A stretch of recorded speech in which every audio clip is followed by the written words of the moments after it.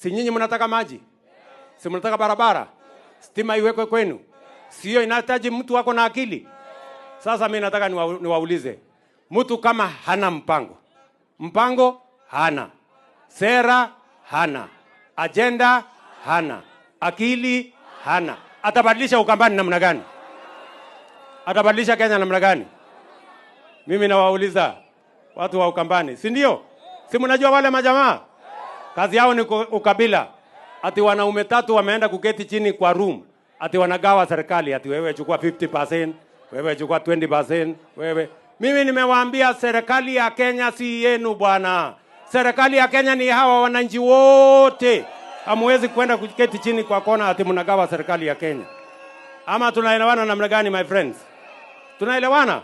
Na nilishawapigia report.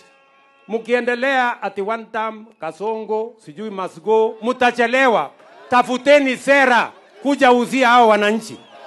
Hiyo ya Kasongo one term na must go haiwezi kuwapatia kura ya hao wananchi. Ama namna gani? Sijui kama tunaelewana. Mimi nataka niwaulize watu wa Emali. Nyinyi watu wa Emali.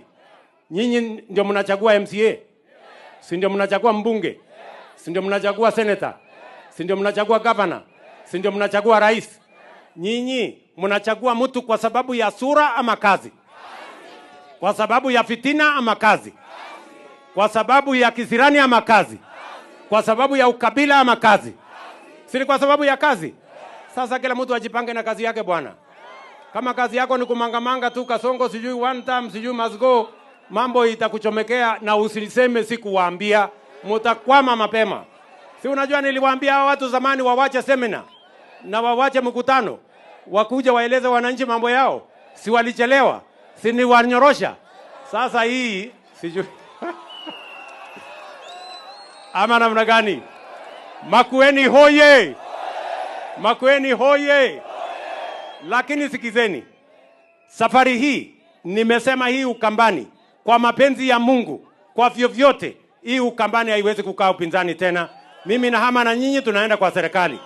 Mwenye anataka kukaa upinzani shauri yake. Ama namna gani? Wangapi wanakubaliana na mimi watu wa Ukambani tutembee pamoja? Harambee!